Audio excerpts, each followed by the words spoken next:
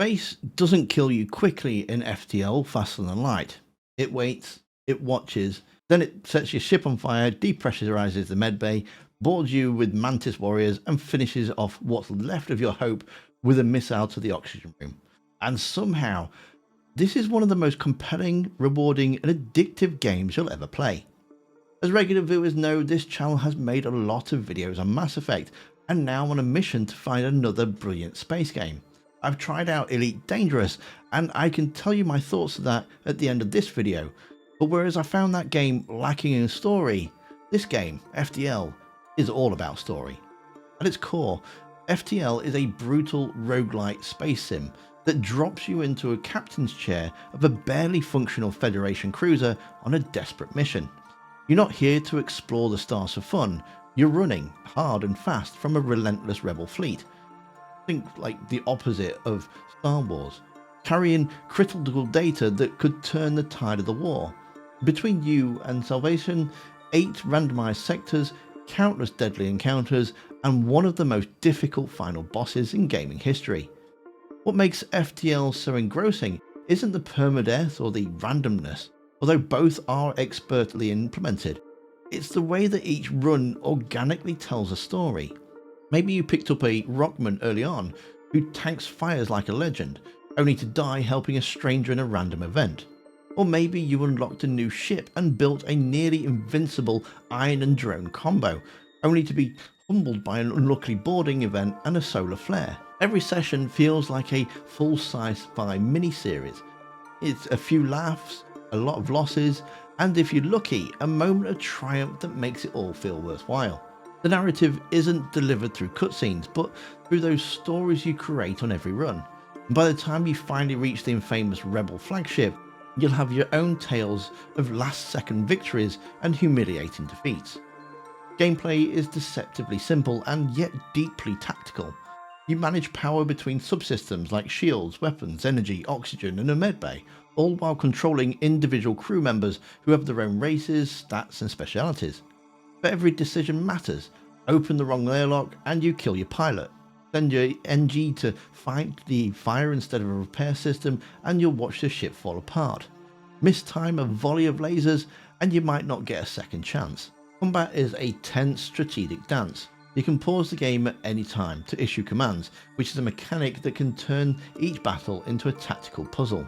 Do you target their weapons to prevent incoming damage, or go for shields and risk getting hit while you build the power towards a bigger strike? Do you teleport your Mantis crew onto the enemy quarters to wreak havoc, or do you wait until their clone bay is offline to finish the job permanently?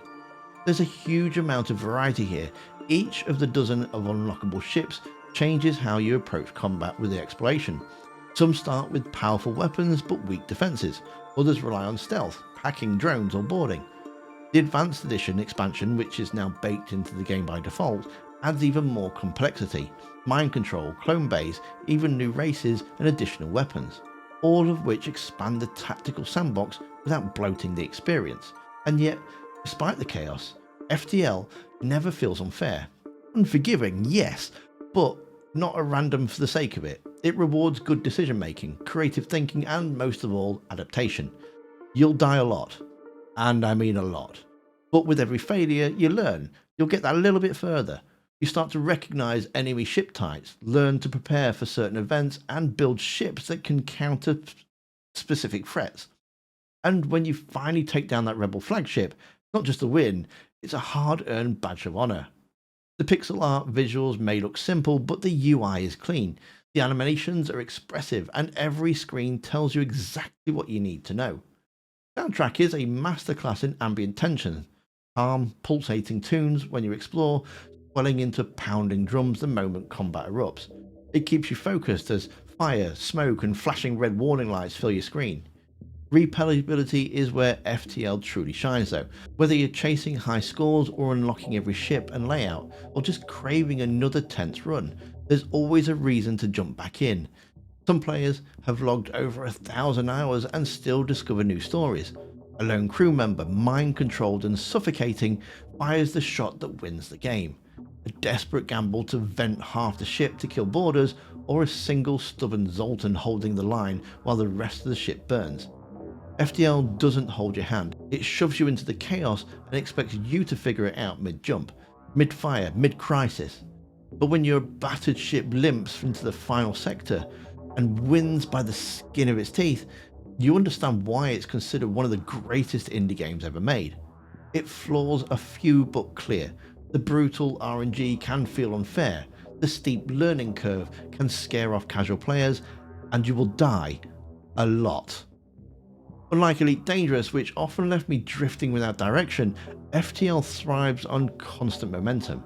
Every jump matters, every decision carries weight, and the rebel fleet ensures that ignoring it too long is a death sentence. Exploration exists, but only in fleeting moments. You never quite get that Star Trek experience of boldly seeking out new life and new civilizations. And for me, it's one of the real shortcomings. I wish it occasionally gave you room to breathe, to truly live in its universe, instead of sprinting through it. But its punishing nature is also its charm. FTL rewards patience, adaptability, and its willingness to fail. And when you finally survive a run against all odds, that victory feels earned in a way few games ever match. And that's the magic of FTL, chaotic, punishing, and endlessly addictive. You'll celebrate the tiniest victories, mourn the stupidest mistakes, and come back just for one more run, long after you swore that you were done.